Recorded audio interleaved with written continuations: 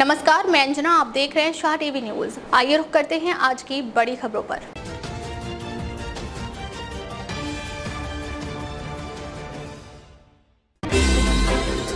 अति संवेदनशील बूथों की सुरक्षा की जिम्मेदारी आयोग की। कलकत्ता हाईकोर्ट ने खारिज की टीएमसी की याचिका।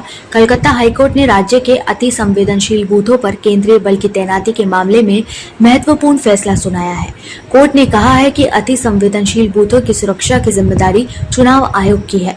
अदालत ने तृणमूल कांग्रेस की ओर से दायर उस याचिका को खारिज कर दिया है जिसमें चुनाव आयोग द्वारा सीआरपीएफ की तैनाती के निर्देश को चुनौती दी गई थी।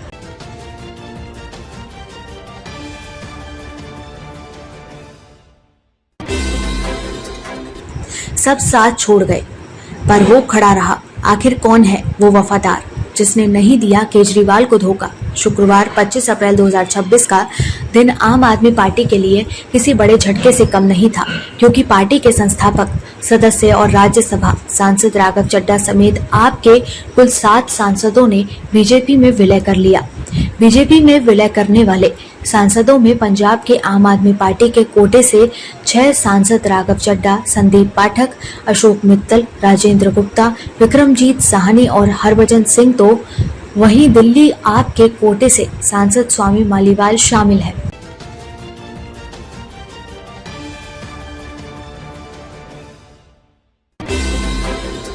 बागियों को सबक सिखाने के लिए आपने बिछाई बिसात।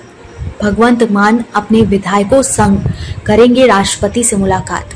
आम आदमी पार्टी के 7 राज्यसभा सांसदों के भाजपा में शामिल होने के बाद से आप में भूचाल आ गया है। अब पार्टी हर वो कदम उठाने को तैयार है जिससे 7 सांसदों की सदस्यता रद्द की जा सके। इसी के तहत पंजाब के मुख्यमंत्री भगवंत सिंह मान ने राष्ट्रपति से मिलने का संयम मांगा है। भगवंत मान पंजाब के विधायकों के साथ राष्ट्रपति से मुलाकात करेंगे। बीजेपी में शामिल हुए पंजाब के राज्यसभा मेंबरों को रिकॉल करने के लिए भगवंत मान अपना पक्ष रखेंगे। भगवंत मान 7 विधायकों राइट टू रिकॉल के तहत वापस बुलाने यानी उनकी सदस्यता खत्म करने की मांग रखेंगे।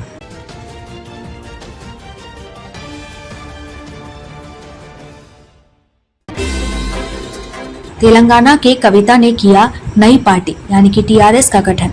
पिता केसीआर की बीआरएस को देंगी टक्कर।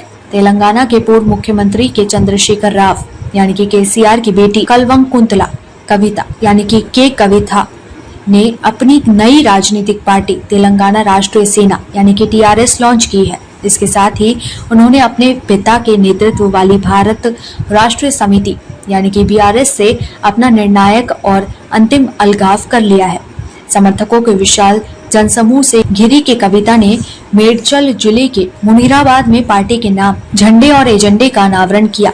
सूत्रों के मुताबिक कविता टीआरएस संक्षिप्त नाम को बनाए रखने की इच्छुक थी। यह नाम तेलंगाना की पहचान के संघर्ष और आकांक्षाओं से जुड़ा है और राज्य विशिष्ट मुद्दों पर केंद्रित है।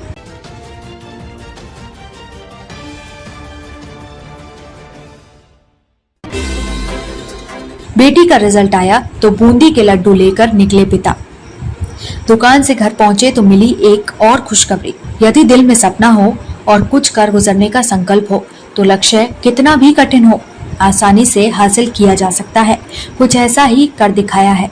सोहावल कस्बे में कॉस्मेटिक की दुकान संचालित करने वाले सदगुरु कसौधन ने अपनी बेटी अंबिका को पढ़ाने के लिए खूब यत्न किए। सीमित संसाधन में उसका मनोबल बढ़ाया और पठन पाठन की सामग्री उपलब्ध कराई। इसी का नतीजा है कि आज अंबिका को हाई स्कूल में 96.17% अंक मिले हैं।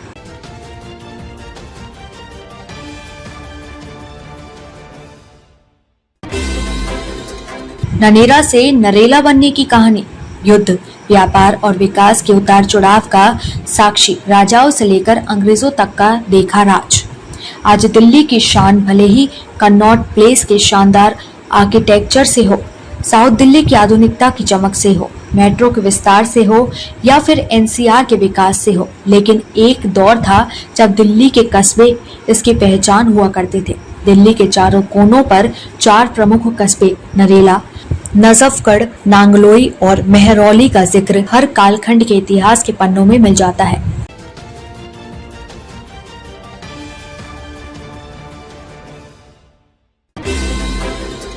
पावर प्ले खत्म, दिल्ली की स्थिति मजबूत, राहुल और नीतीश पर बड़ी जिम्मेदारी।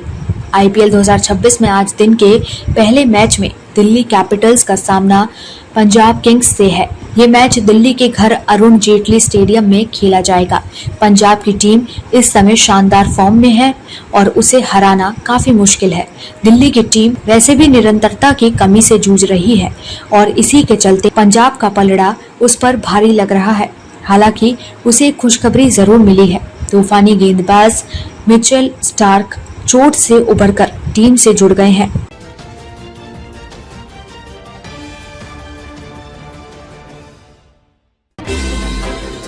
रिहाना ने मुंबई में बिखेरा देसी स्वैग, सिंगर का शुक्रिया मोमेंट सोशल मीडिया पर बटोर रहा सुर्खियां। बारबाडोस सिंगर और बिजनेस वुमेन रिहाना मुंबई में एक इवेंट में शामिल हुई, जहां उन्होंने अपना cosmetic brand Fenty beauty launch किया। उस शाम के वीडियो क्लिप्स तेजी से ऑनलाइन वायरल हो गए, जिनमें से एक में वह आफ्टर पार्टी के लिए अपने दूसरे लुक में नजर आई। एक वायरल वीडियो में उन्हें फैंस से शुक्रिया कहते हुए देखा गया। रिहाना ने हिंदी में सीखा थैंक यू बोलना। वायरल क्लिप में रिहाना कुछ देर के लिए बाहर आई और पूछा, आप हिंदी में थैंक यू कैसे कहते हैं? मदद मिलने के बाद वह वापस आई और कहा शुक्रिया, जिस पर फैंस ने जोरदार प्रतिक्रिया दी।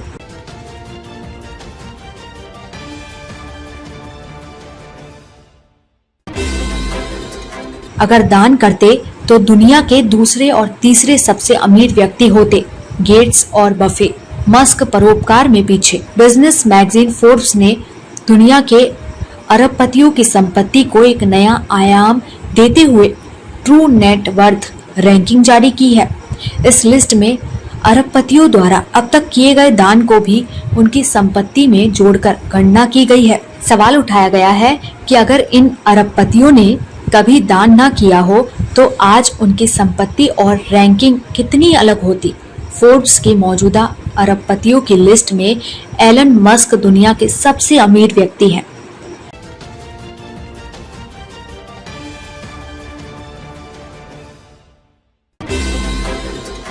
स्मार्टफोन बन रहे DSLR।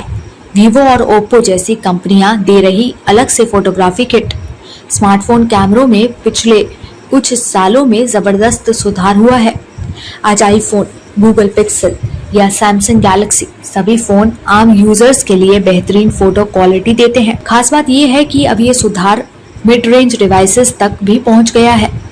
यही वजह है कि स्मार्टफोन कंपनियां अब नए एक्सपेरिमेंट्स कर रही है। इस रेस में वीवो, श्योमी और ओप्पो एक नया रास्ता अपना रहे हैं। ये कंपनियां अब प्रीमियम स्मार्टफोन्स के साथ एक्सटर्नल लेंस से जोड़ रही हैं। अब तक के लिए बस इतना ही। फिर मिलते हैं ऐसे ही बड़ी खबरों के साथ। तब तक के लिए नमस्कार और देखते रहिए शाह टीवी न्यूज। अगर आपको वीडियो पसंद आई हो तो लाइक करें और शेयर करें। ऐसे ही लेटेस्ट अपडेट पाने के लिए बेल आइकन को प्रेस करना ना भूलें। अगर आप हमें फेसबुक और इंस्टा के माध्यम से देख रहे हैं तो हमारी पेज को फॉलो जरूर करें। धन्यवाद।